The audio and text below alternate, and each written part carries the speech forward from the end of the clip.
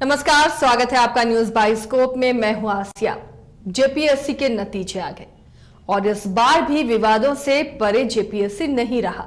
कोई भी जेपीएससी को उठा के देख लीजिए, हर जेपीएससी में विवाद रहे हैं, चाहे वो नियमावली को लेकर विवाद रहा हो या फिर रिजल्ट को लेकर विवाद रहा हो या प्रश्न पत्रों को लेकर विवाद रहा हो। एक बार फिर से जेपीएससी नए विवादों में, और जो रिजल्ट जारी हुआ है वो आप भी हैरान होंगे जानकर कि सीरियल वाइज एक ही सेंटर के छात्र, एक ही सीरियल के छात्र आखिर कैसे इसमें चयनित हुए हैं। क्या इसमें भी गड़बड़ झाला है या फिर महज ये इत्तेफाक है? हमारे सहयोगी शहनवाज इस वक्त हमारे साथ जुड़े हुए हैं, साथ ही हमारे साथ खास मेहमान भी जुड़ रहे हैं, जेपीएससी अभ्यर्थी और छात्र नेता भी हमारे साथ जुड़े हुए हैं, मनोज। इसके अलावा गुलाम जी भी हमारे साथ जुड़े हुए हैं। आप सभी का बहुत बहुत स्वागत है। लेकिन पहला सवाल शहनवाज आपसे, विवाद है कि जेपीएससी से छूटता नहीं दिख रहा।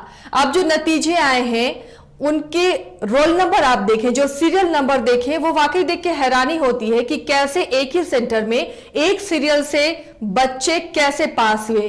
क्या ये महज इत्तेफाक है या फिर विवाद में फंसती जा रही है जेपीएससी? बिल्कुल आसिया, इस बात में कोई शक नहीं है कि विवादों से पुराना नाता रहा है। प्रथम जेपीएससी से लेकर अब 6 जेपीएससी तक देख ले, तमाम कहीं न कहीं विवादों के साए में रहे हैं। लेकिन एक बात के लिए सरकार को ज़रूर तारीफ की जानी चाहिए, उसकी प्रशंसा की जानी चाहिए कि सरकार ने 7वीं से 10वीं जेपीएससी की परीक्षा आपके पास आऊंगी। पहले शहनवाज हमारे सहयोगी हमारे साथ जुड़े हैं, वो इस पर जवाब दे रहे हैं। कह रहा था कि 7वीं से 10वीं जेपीएससी की परीक्षा एक बार हेमंत सरकार ने ली, तो इसके लिए जरूर हेमंत सरकार की प्रशंसा होनी चाहिए कि बहुत ही शॉर्ट पीरियड में पीटी की परीक्षा का जो रिजल्ट है वो जारी कर दिया गया। लेकिन बात सिर्फ यहीं तक नहीं रुकी है। जिस तरह से सीरियल नंबर को लेकर परीक्षार्थियों ने आरोप लगाए हैं कि जो कहीं न कहीं एक ही परीक्षा केंद्र में और एक ही कक्षा में बैठे तमाम जो छात्र हैं वो पास कर गए हैं। हालांकि अभी ये सिर्फ आरोप है, इसकी आधिकारिक पुष्टि अभी नहीं की जा सकती है, न ही इस तरफ से आयोग की तरफ से इस मामले को लेकर किसी तरह का कोई क्लैरिफिकेशन आया है। लेकिन यह शक जाहिर की जा रही है कि अगर सीरियल नंबर से अगर छात्र पास हुए हैं तो कहीं न कहीं तकनीकी दिक्कत आई हो या फिर कहीं न कहीं इंटेंशनली कोई न मामला जरूर हो, जिसकी वजह से ये बातें सामने आ रही है। अब देखने वाली बात ये होगी क्या जेपीएससी इस मामले को संज्ञान लेता है या जेपीएससी इसमें गंभीरता दिखाता है कि नहीं। अब जेपीएससी को ही यह तय करना है कि आधिकारिक तौर पर वो अब बातें सामने लाए, मीडिया के सामने लाए, जनता के सामने लाए और परीक्षार्थियों के सामने लाए कि ये जो परीक्षा परिणाम जारी किया गया उसमें कितनी पारदर्शिता का पैमाना अपनाया गया है। लेकिन अभी फिलहाल जिस तरह से परीक्षार्थियों ने आरोप लगाए हैं, आरोप सिर्फ सीरियल नंबर को लेकर के नहीं है, बल्कि ये भी आरोप लगाए जा रहे हैं कि कहीं न कहीं जो आरक्षण नियम है, जो आरक्षण रोस्टर है, उसमें भी कहीं न कहीं गड़बड़ी हुई है, जिसकी वजह से कहीं जो कैटेगराइज जो रिजल्ट आना चाहिए था, जो सीमित संख्या में आना चाहिए, तो उससे कहीं एक्सीड करता हुआ ये रिजल्ट आया है। अब देखने वाली बात ये होगी कि जेपीएससी की ओर से क्या कुछ क्लैरिफिकेशन मिलता है। अलग हमने कई परीक्षार्थियों से, अभ्यर्थियों से बात की, उन तमाम लोगों का ये आरोप है कि जेपीएससी ने परीक्षा जो परिणाम निकालने में जल्दबाजी की है, जिसके वजह से ये हुआ है कि जो परीक्षा परिणाम है वो बहुत ही पैमाने पर खरे नहीं उतर रहे हैं, जिसकी वजह से परीक्षार्थियों में आक्रोश है। हालांकि जो कभी त्यौहार का सीजन है, धनतेरस का दिन है, दीपावली है, छठ है, लिहाजा परीक्षार्थी अभी सड़कों पर नहीं उतरे हैं। लेकिन परीक्षार्थियों की बातों को अगर पर माने तो आने वाले दिनों में इसको लेकर कहीं ना कहीं आंदोलन जरूर किए जाएंगे, जिस तरह से पीटी का रिजल्ट आया है। जी मनोज जी, आप बता रहे थे जेपीएससी से विवाद खत्म होने का नाम नहीं ले रहा। ये जो अब रिजल्ट आया है, इस रिजल्ट में किन किन चीजों पर आपत्ति है? सबसे पहले मैं बताता हूं कि जेपीएससी का विवाद खत्म जिंदगी भर नहीं होगा। इसलिए जिंदगी भर नहीं होगा कि बेईमान आदमी को वहां बैठा दीजिएगा तो कैसे ईमानदारी को, बिल्ली को रखवाली करने के लिए बैठाइएगा दूध का, तो कभी रखवाली करेगा।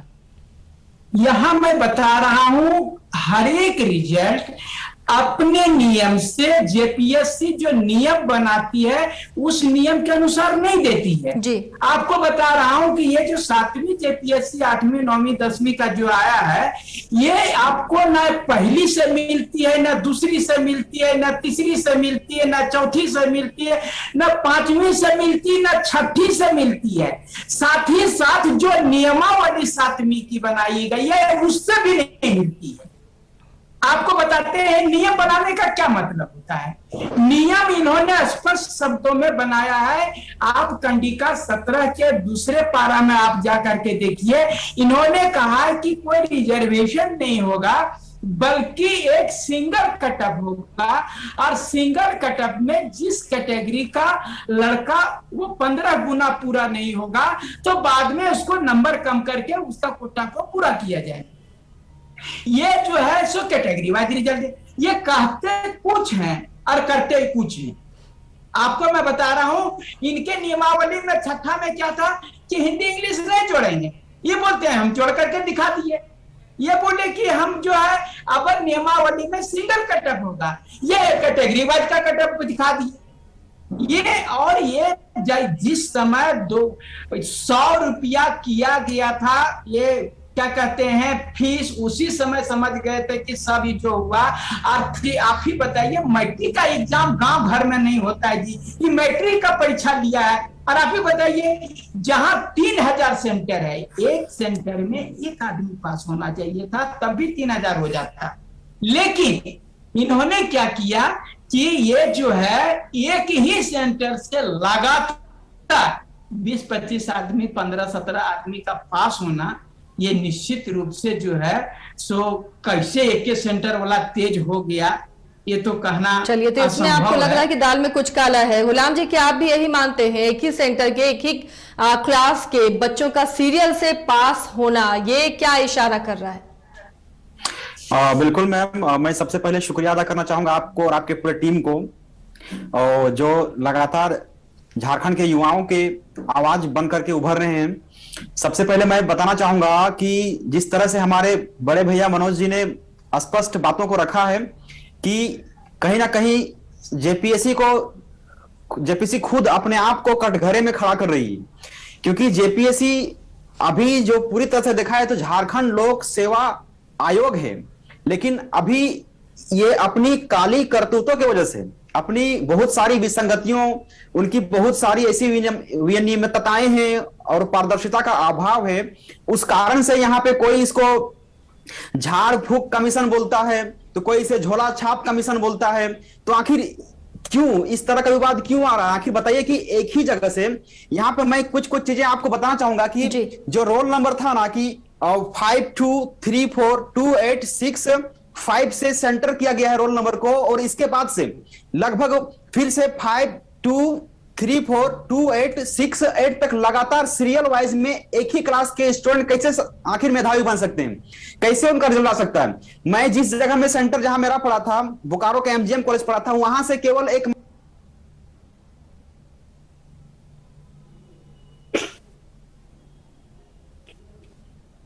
मैं दिखा रहा हूं यहाँ पे कि कुछ सीरीज जैसी हैं जहां पे कम से कम 10,000 तक, अगर 0 से लेकर के 10,000 तक काउंट करेंगे तो वहां पे एक भी स्टूडेंट पास नहीं कर पाए, एक भी स्टूडेंट पास नहीं कर पाए। और ये कौन सा इसका मतलब कि स्कूल था? यहाँ पे इस स्कूल में सिर्फ एक नहीं बल्कि इस तरह के 4-5 स्कूल ऐसे देखे गए हैं जहां पे लगातार मतलब कि सारे युवा सीरीज में एकदम सीरियल वाइज पास कर रहे हैं, जिनका क्रमांक संख्या में कोई अंतर नहीं है, बिल्कुल 1 2 3 4 इस तरह से करते करते सीरीज वाइज में पास हो रहे हैं।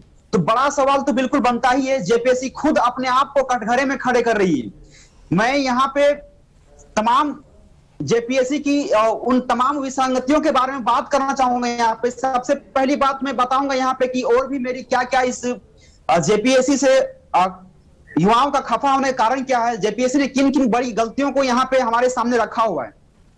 सबसे पहले अगर बात करेंगे यहाँ पे, तो जो कैटेगरी वाइज रिजल्ट पब्लिश करना था उसे सही ढंग से प्रस्तुत नहीं किया गया है, और साथ ही साथ यहाँ पे जो रिजल्ट दिया गया है तो जिस अनुसार यहाँ पे आरक्षण दिया गया था उस अनुसार उन्हें सीटों का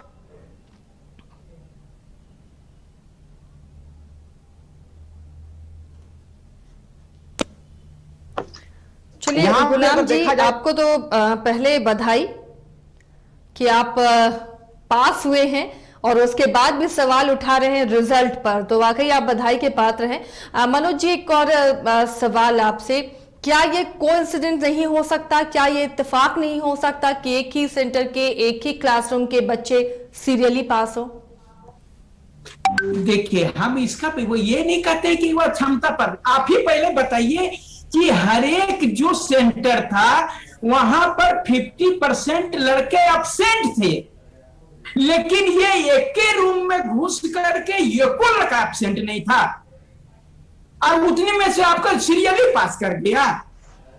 आप अपने से सोच करके देखिए, गुलाम जी भी पास किए, पहले मैं भी बधाई देना चाहता हूं, जो भी पास किए बधाई देना। हमारा कहना है कि आप ही सारे लोगों से पूछिए कि आपके सेंटर में आपका प्रेजेंटेशन कितना था, तो सारे लोग बता दिए। आप बता रहा हूं कि 2,48,000 का लड़का का बोलता है फिर हुआ, जबकि 3.5 लाख से 3,70,000 यानी लाख 1.5 लाख लड़का 1.25 लाख नहीं प्रेजेंट किए, यानी हर एक सेंटर में उस प्रकार से होता है। लेकिन ये 17-18 जो है सीरियली पास कर गए, क्योंकि इन लोगों को मालूम था हमको पास करना ही करना है। आप अगर यदि एक सेंटर में एक बुक पास करेगा तब भी हमारा जितना बोला गया है उतना पास हो। दूसरा बात, जो जनरल का कट ऑफ रखा गया 131 से ऊपर, जानते हैं बिहार में महिलाओं के लिए 35% रिजर्वेशन है। क्या जो जनरल का जो रिजल्ट आया है 1897 या जो भी रिजल्ट आया, आप बताइएगा कि 3% भी महिला का रिजर्वेशन का कहता है, तो फिर 3 गुना होना चाहिएगा। यदि तो 18 या 54 क्या महिला 54 को पास कर पाई है, जिसका 131 से ऊपर है पास, यानी महिलाओं को दरकिनार करके जो 1800 को रिजल्ट दिया गया। आप बोलते हैं कि नारी शक्ति को ऊपर करेंगे, महिला को आगे बढ़ाएंगे और चीज करेंगे, तो क्या वो लोग वहां पर नहीं पास कर सकती है? आप बता रहे बहुत सारी ऐसी विसंगतियां एक रहे तब न गिनवाए। और आपको बताते हैं नियमावली जो सबसे बड़ी, आप काहे को नियमावली बनाए कि हम सिंगल कटअप रखेगा और सबका एक बार की कटअप करेंगे और कोई भी जो ऐसे कैटेगरी वाइज नहीं होगा। ये चीज जो है सो आप हमको तो बोल दिए थे, तो फिर आप ऐसा नियम क्यों बनाते हैं जिसका पालन आप खुद नहीं कर पाते हो? तो ऐसा नियम मत बनाइए, बोल दो कि ये जेपीएससी का अपना नियम रहेगा, जो पास करेगा बाबा धाम है, यहाँ पर आइए, जो पास कर जाइए सो पास कर जाइए। माननीय मुख्यमंत्री महोदय नियुक्ति पत्र देने के लिए वहां तैयार है। यही मुख्यमंत्री बोलते थे छठा जेपीएससी को कैंसिल कर देंगे। यानी चलिए हड़बड़ी में उठा हुआ यह कदम है या फिर से विवाद में फंस के फिर से ये होल्ड होगा।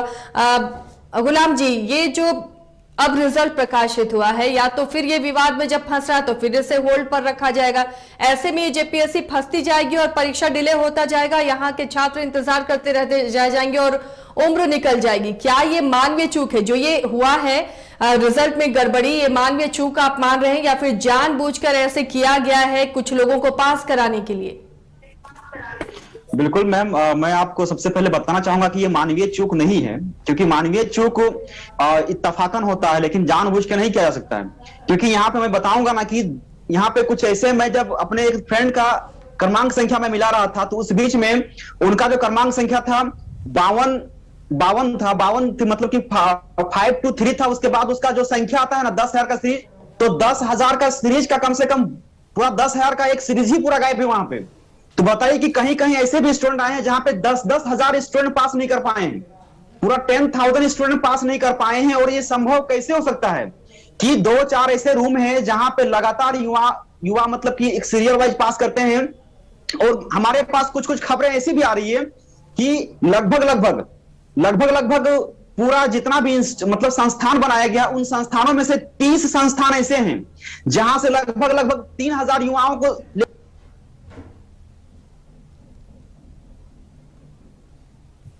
लगभग मुझे मात्र मुझे 20 से 25 स्टूडेंट ही दिखाई पड़ रहे हैं कि जो मतलब कि क्वालिफाइड हो पाए हैं, जो क्वालिफाई हुए। तो बोकारो जैसे मतलब कि शिक्षित शहर में सिर्फ इतने स्टूडेंट पास हो पाए हैं। बताइए कि इस एग्जाम का कट ऑफ अगर इतना जाएगा तो एक अभ्यर्थी अपना न्यूनतम जो अर्हतांक है प्राप्त करने के लिए उसको कितना देना चाहिए?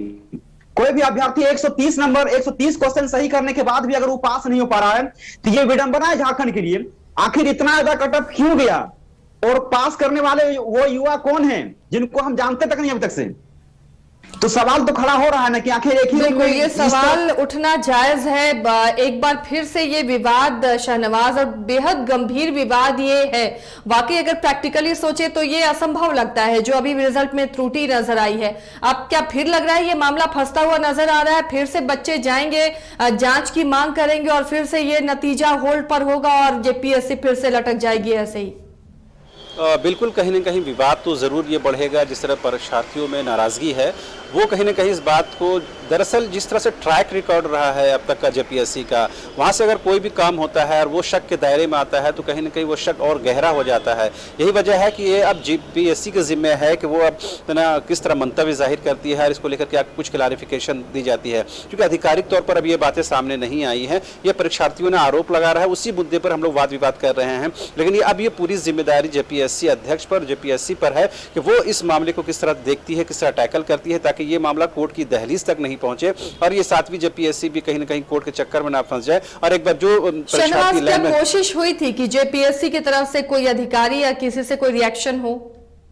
खास बात यह है कि जेपीएससी इस तमाम मुद्दे पर कभी भी वक्तव्य देने से हमेशा बचती रही है। उन्हें जो भी कुछ कहना होता है वो प्रेस विज्ञप्ति अपनी वेबसाइट पर अपलोड करते हैं, वहीं से आपको उनका रिएक्शन मिलता है। बाकी आप कोई भी मीडिया के सामने आकर इन तमाम विषयों पर वो बोलने से परहेज करते हैं। यही वजह है कि जब वो शक जाहिर होता है तो वो विवाद और गहरा जाता है, क्योंकि जेपीएससी की तरफ से खुलकर कोई बोलने के लिए आधिकारिक तौर पर अब तक कोई सामने नहीं आता है। हालांकि हेमंत सरकार ने यह कोशिश जरूर की है कि अमिताभ चौधरी को सामने लाकर, क्योंकि जेपीएससी के चेयरमैन है और पुराने नोन फेस हैं, लिहाजा उनको लाकर एक कोशिश जरूर हुई है कि जेपीएससी का की जो कार्य पद्धति है, जिसका वर्क कल्चर है, उसको बेहतर बनाया जाए। यही वजह है कि आपने देखा होगा कि जो सितंबर में एग्जामिनेशन होते हैं पीटी के, उसका रिजल्ट आपको अक्टूबर एंड में निकाल दिया जाता है। ये कहीं ना कहीं वर्क कल्चर में बदलाव का ही नतीजा है कि इतने शॉर्ट पीरियड में पीटी का रिजल्ट हम सभी के सामने है। लेकिन जो विवाद का नाता है, वो विवाद का नाता इतना आसानी से छूटने वाला नहीं है। यही वजह है कि जेपीएससी को और थोड़ी मेहनत करनी पड़ेगी और छात्रों को कहीं ना यह विश्वास दिलाना पड़ेगा और उनको अपने भरोसे में लेना पड़ेगा कि जेपीएससी की तरफ से किसी तरफ से कोई बायसनेस के साथ काम नहीं किया जाता है। बिल्कुल अनबायस्ड होकर के जेपीएससी रिजल्ट जारी करती है, उसी के तहत पीटी का रिजल्ट आया है। अब ये छात्र कितने उससे इंप्रेस होते हैं, छात्र कितने उसे एक्सेप्ट कर पाते हैं, ये छात्रों पर निर्भर करता है।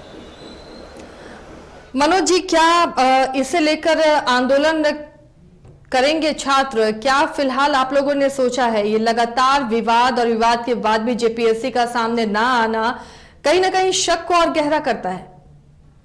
देखिए मैडम जी, ये विवाद जो बोल रहे हैं कि कितनी विडंबना की बात है कि जो सबसे राज्य का सर्वोच्च परीक्षा है जेपीएससी, जहां ये गंगोत्री है, पूरे झारखंड को सुधारने का बात है, वहां पर कचरा फैला हुआ है। और उसके लिए बार बार मैं आंदोलन पहला जेपीएससी से लेकर के करता आ रहा हूं और ये लोग जो है सो निश्चित रूप से ये बोलते हैं कि हम कुछ नहीं करेंगे, तुमको न्यायालय चले जाओ। अब न्यायालय का चक्कर, आप बताइए कि पहला दूसरा जेपीएससी का न्याय जो है अभी तक नहीं मिला है और वो लोग रिटायर भी कर गए। ये लोग का कहना है कि हम तुमको कोर्ट में पहुंचा देते हैं और तुम लोग को जितना हम गड़बड़ी किए हैं तुमको चलो कोर्ट में फैसला करेंगे, और कोर्ट में हम लोग कभी जीत नहीं पाएंगे। इसलिए कोर्ट में नहीं जीत पाएंगे क्योंकि ये जो है कोर्ट में इतना पैसा लगता है और ये लंबी प्रक्रिया है। अगर हम सिंगल बेंच में छठा जेपीएससी में रद्द करने का बोल दिया तो वो लोग डबल बेंच चले गए। हम डबल बेंच में जीत जाएंगे तो बोलेंगे सुप्रीम कोर्ट सिंगल बेंच चले जाएंगे, सुप्रीम कोर्ट चले जाएंगे तो हम लोग फिर वार डबल बेंच हो जाए। ये double single high court supreme court करते करते लास्ट में आप ही बताइए, एक तो हम पास नहीं कर पाते हैं, छात्र पढ़ने के लिए, गरीब छात्र हैं झारखंड के, ये पढ़ने का पैसा नहीं मिलता है, और दूसरे में जो है सो हम लोगों को ये कोर्ट लड़ने का पैसा नहीं हो पाएगा और अंतोगतवा वो सरकार के पैसा से लड़ते हैं और ये लोग जीत जाते हैं और इन लोगों को कुछ नहीं होगा। ये लोग जो पास कर जाते हैं उनको तो पैसा मिलते रहता है। वो लोग जो है 70-80 हजार 5 लाख 10 लाख लाट करके महीना में 10,000 देते जाते हैं। हमको 10,000 जमा करने के लिए गरीब लड़के को बड़ा दिक्कत होता है, जो कि हम लोग केस नहीं लड़ पाते हैं और अंततः हम लोग हार जाते हैं। तो ये जो है सरकार का रवैया ठीक नहीं है। ये जो है हम लोगों को कोर्ट, और सबसे बड़ी बात है कोर्ट में हम कभी भी नहीं जीत पाएंगे, क्योंकि बेईमान आदमी के सामने हम नहीं जीत सकते हैं, क्योंकि कानून वो बनाया, नियम वो बनाया और पूरी सिस्टम उसके साथ है। इसीलिए हम न्यायालय में नहीं जीत पाएंगे। सिंह एक बेंच में एक लोग ईमानदार मिलेगा, फिर दूसरा हम बेईमान मिल जाएगा, तो हम लोग नहीं जीत पाएंगे। और अंततः ये होगा यही कि एक दिन भ्रष्टाचार का इस प्रकार से कद्र हो जाएगा कि जो योग्य लोग, पढ़ने लिखने तेज लड़का है, वो लोग बनेगा क्रिमिनल, और जो भौंदा लोग है जिसको बनाइएगा अधिकारी, वो बनेगा अधिकारी, और वो उसको पकड़ने के लिए जाएगा जो जिंदगी में नहीं पकड़ पाएगा, क्योंकि तेज दिमाग वाला तो जरूर तेज रहेगा, तो वो यहां नहीं तो वहां पर डिफीट देगा। और इस प्रकार से बोल रहे हैं व्यभिचार बढ़ता जाएगा, भ्रष्टाचार बढ़ता जाएगा, और जो है गरीब बच्चे इस चीज में नहीं आ पाएंगे। और सिर्फ बोल बता रहे हैं पैसा वाला, जिस प्रकार से चुनाव जो है पैसा वाला खाली लड़ सकता है, ईमानदार आदमी नहीं लड़ सकता। चलिए, तो हार मान गए मनोज जी। इतनी लंबी लड़ाई होती है कि वाकई फैसला का इंतजार करना, फैसला तक लड़ाई लड़ना वाकई बहुत मुश्किल है स्टूडेंट के लिए, जो किसी तरह पढ़ाई अपनी पूरी कर जॉब का सपना संजोते हैं। और लगातार झारखंड गठन के बाद से जेपीएससी इसी तरह विवादों में फंसती जा रही है। गुलाम जी, क्या लग रहा है अब जो नतीजे आए हैं, जितने बच्चे पास हुए हैं, एक बार फिर से आप लोग कोशिश करेंगे कि फिर से जांच हो और जो रिजल्ट आया है उसे रोका जाए, फिर से नया रिजल्ट जारी हो? क्या आप इसकी गुंजाइश लगती है? मैम, पहले मैं इस चीज के बारे में बाद में बताऊंगा, और हमारे मनोज जी ने इस बारे में बता दिए हैं। अब मैं आपको कुछ ऐसी रोचक तथ्यों के बारे में बताऊंगा जिसके बारे में सभी अभ्यर्थियों को जानना बेहद जरूरी है कि यहाँ पे जो कट ऑफ का जो क्राइटेरिया तैयार किया गया है, मतलब कि जो कैटेगरी वाइज रिजल्ट पब्लिश किया गया है, मैं उस विषय में आपकी संज्ञान आकर्षित करना चाहता हूं जी। सबसे पहले देखा है तो जो यहाँ पे आयोग के द्वारा जो रिजल्ट पब्लिश किया गया है उसमें 4293 अभ्यर्थियों का सिलेक्शन किया गया है, जबकि कहा गया था कि ये 15 गुना सिलेक्शन होना चाहिए, लेकिन 15 गुना ना होकर के बल्कि 17 गुना ये हो चुका है सिलेक्शन। अब यहाँ पे अगर बात करेंगे जनरल वालों का, तो 4293 अभ्यर्थियों का अगर 40% हम जनरल में निकालेंगे तो 1717 स्टूडेंट होते हैं, जिनका मतलब ओरिजिनल सिलेक्शन होना चाहिए था जनरल में, लेकिन 1717 स्टूडेंट का ना होकर के बल्कि 1897 अभ्यर्थियों को यहाँ पे लिया जाता है। यानी कि देखा जाए तो जनरल वाले सीट में लगभग 180 अतिरिक्त मतलब कि रिजल्ट दिया गया है अभ्यर्थियों को, तो अतिरिक्त 180 प्लस अभ्यर्थियों का अतिरिक्त लाभ मिला जनरल वालों को। फिर बात करेंगे BC1 और BC2 का, तो OBC कैटेगरी जो आता है इसमें 14% अगर निकालेंगे हम 4293 अभ्यर्थियों की संख्या का, तो लगभग वो 601 आना चाहिए, लेकिन 601 ना आकर के बल्कि यहाँ पे 645 युवाओं को पास किया गया है। मतलब कि फिर से यहाँ पे OBC स्टूडेंट को 44 सीट का लाभ, अतिरिक्त लाभ मिला है। अब जब बात करेंगे यहाँ पे ST कैटेगरी का, तो उसको 26% का यहाँ पे आरक्षण मिलना चाहिए, जिसका होता है कि 1116 सीट यहाँ मतलब कि अभ्यर्थियों का चयन होना जरूरी था, लेकिन वहां पे 1116 अभ्यर्थियों का ना होना और यहाँ पे 1057 केवल अभ्यर्थियों को सिलेक्ट किया जाना, मतलब कि फिर से यहाँ पे ST कैटेगरी में 69 सीटों का नुकसान हुआ है, मतलब कि 69 अभ्यर्थियों का नुकसान किया गया है ST कैटेगरी की सीट में। अब जब बात करेंगे यहाँ पे SC कैटेगरी का, तो SC कैटेगरी में 429 सीट होना चाहिए था, जो कि SC कैटेगरी का 10% आता है, लेकिन 429 ना होकर के बल्कि 389 स्टूडेंट को यहाँ पे चयन किया गया है। तो मतलब SC कैटेगरी में 40 स्टूडेंट को नुकसान हुआ है।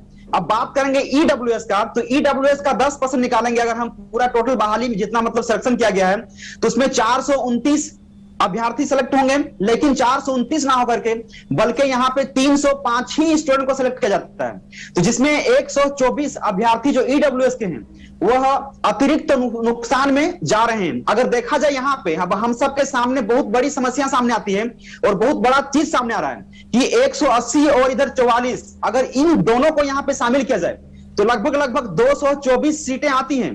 तो 224 सीट यहाँ पे जनरल वालों को और OBC वालों को अतिरिक्त दिया गया है। और जब हम बात करेंगे यहाँ पे अतिरिक्त जो 224 सीट दिया गया है, तो यहाँ पे 69 सीट जो है ST का है और मतलब 40 सीट यहाँ पे SC का है और 124 सीट जो है यहाँ पे EWS का है। तो मतलब कि इधर के सीट को जनरल और OBC में मर्ज कर देना कहीं ना कहीं यहाँ पे कैटेगरी वाले स्टूडेंट के साथ बहुत बड़ा धोखाधड़ी और अन्याय है। और इस चीज को करने का एकमात्र उद्देश्य आयोग का यही है कि नोटिफिकेशन में उन्होंने स्पष्ट कहा था कि 8% मिनिमम मतलब कि मैक्सिमम 8% का अंतर रहेगा, और अगर 8% का अंतर नहीं आया, देखिए यहाँ पे 8% का तो अंतर नहीं आया, यहाँ पे जब 8% का अंतर नहीं आया तो इन स्टूडेंट को जो कैटेगरी वाले स्टूडेंट थे उन कैटेगरी वाले स्टूडेंट को खाली कर दिया गया है, और यहाँ पे अतिरिक्त लाभ मिल गया है जनरल वाले स्टूडेंट को, जो भी मतलब कैटेगरी वाले स्टूडेंट थे जो कैटेगरी में आना चाहते थे, लेकिन उनका नंबर ज्यादा होने के कारण वो जनरल में घुस गए, लेकिन उनको भी कैटेगरी में ही सरकार गिन रही है, आयोग गिन रही है। और सबसे रोचक तथ्य यहाँ सामने आ रहा है, सबसे बड़ी समस्या यहाँ पे BC2 वालों के लिए आई है कि कहा गया था कि जनरल से 8% नीचे होना चाहिए था, लेकिन जनरल से मैक्सिमम 8% नीचे, लेकिन यहाँ पे BC2 जो है वह जनरल से भी 4% अतिरिक्त ऊपर में है। BC2 वाले जनरल से भी 4% अतिरिक्त ऊपर में है। तो कहीं ना कहीं यहाँ पे BC2 वाले मतलब कि जितने भी पिछड़ा वर्ग के उन अभ्यर्थियों को यहाँ पे काफी ज्यादा नुकसान झेलना पड़ रहा है। और इस तरह का सरकार ने, आयोग ने नियमावली बनाई है और सरकार कहती है और अभी भी बड़े बड़े दावे कर रही है और अभी भी सरकार लगातार ट्वीट कर रही है, सोशल मीडिया में, फेसबुक में, हर जगह ट्वीट कर रही है कि 20 साल के बाद JMM ने एक ऐसा नियम बनाया है झारखंड में जो JPSC को पूरी तरह से स्वच्छ, पारदर्शी और सारी विसंगतियों को दूर करके बहुत ही उन तमाम अनियमितताओं को दूर करके नए सिरे से लेने का प्रयास कर रही है। और 1956 के बाद से यह पहला प्रयास झारखंड में हो रहा है, पूरे झारखंड में हो रहा है। तो मतलब इस तरह का झूठ मूठ का दावे करवाने का फिर क्या फायदा, जब आप देख सकते हैं वो जो बोलते हैं ना कि यहाँ पे ऊंची मकान और फीकी पकवान की बात हो रही, बड़े बड़े चलिए, तो तमाम दावे इस नतीजे ने फेल कर दिए हैं। कई टेक्निकल खामियां हैं शहनवाज। अभी गुलाम ने बताया कि कई टेक्निकल खामियां हैं, अलग अलग कैटेगरीज में जो नियम के तहत आने चाहिए वो सब कुछ नहीं है। यानी कि ये JPSC के जो रिजल्ट निकला है, सरकार अपनी पीठ भले ही थपथपा ले लेकिन त्रुटि से भरा हुआ है ये नतीजा। बिल्कुल, इस बात में कोई शक नहीं है। सरकार अपनी पीठ थपथपाने के लिए ही इतनी शॉर्ट पीरियड में PT का रिजल्ट निकाली है। लेकिन खास बात यह है आसिया, जब सरकार कहती है कि 2021 का जो वर्ष है वो नियुक्ति का वर्ष है, तो सरकार को उसी कमिटमेंट के साथ आगे बढ़ने की ज़रूरत है। अब साल खत्म होने में मात्र 2 महीने का वक्फा बचा हुआ है। सरकार अगर इस दौरान विवाद रहित परीक्षा लेती है या नियुक्ति प्रक्रिया को पूरी करती है, तभी ये माना जाएगा कि सरकार कहीं ना कहीं ये काम करती हुई दिख रही है। लेकिन सिर्फ कोरोना और कोविड-19 का बहाना बनाकर या उसका आश्रय लेकर बहुत ज़्यादा परीक्षार्थियों को खुश नहीं किया जा सकता है।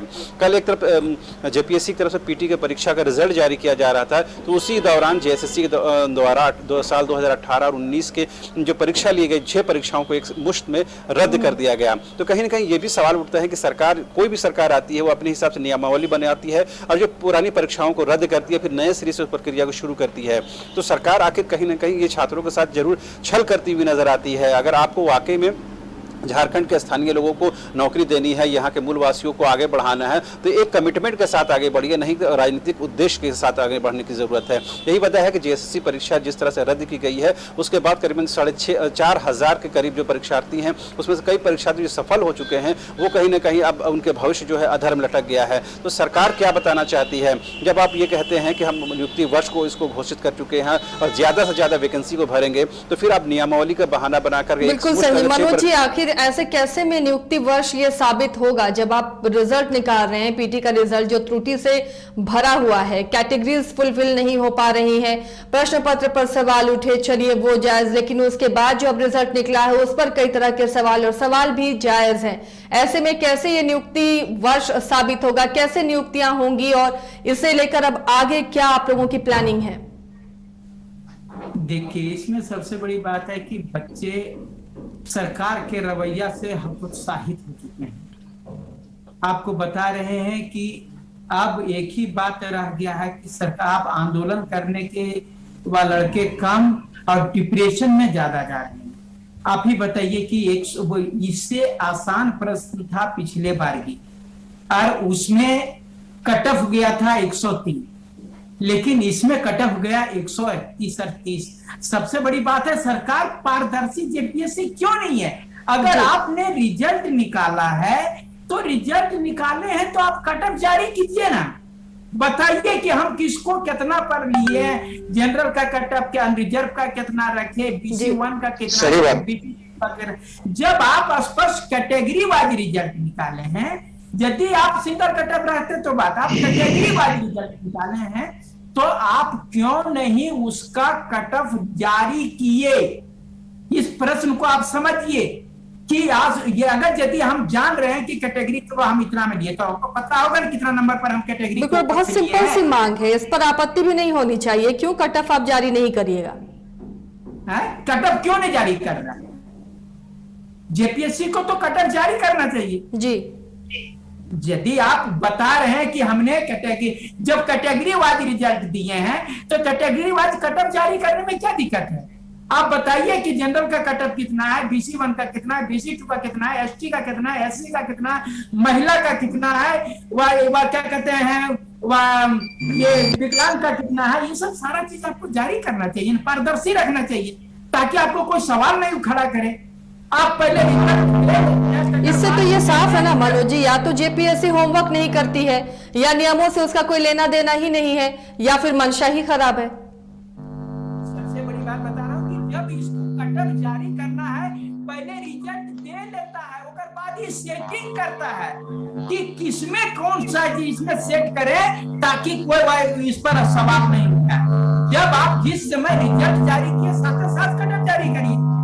बिहार तो स्पष्ट शब्दों में बीपीएससी जैसे ही रिजल्ट जारी होता है वो साथे साथ रिजल्ट का कटअप जारी कर देता है। ये काहे नहीं करता? जी क्या लगता है आखिर कट ऑफ मार्क्स क्यों नहीं जारी होता है? आखिर इसे क्यों छुपाना चाहती है जेपीएससी, क्यों हिडन रखना चाहती है इसे? क्योंकि कट ऑफ मार्क्स जारी होने से ही फिर से विवाद शुरू होगा।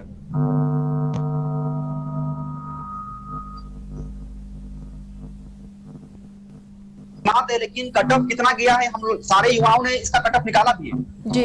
और जिस तरह से मैं भी उस कट ऑफ को उजागर करना चाहता हूं कि हम लोगों ने जो सर्वे किया है उस सर्वे के माध्यम से हमारा जो कट ऑफ तय हुआ है वो यहाँ पे जा रहा है। जो मतलब कि जो जनरल कैटेगरी के स्टूडेंट है उनका 262 नंबर पे सिलेक्शन किया गया है।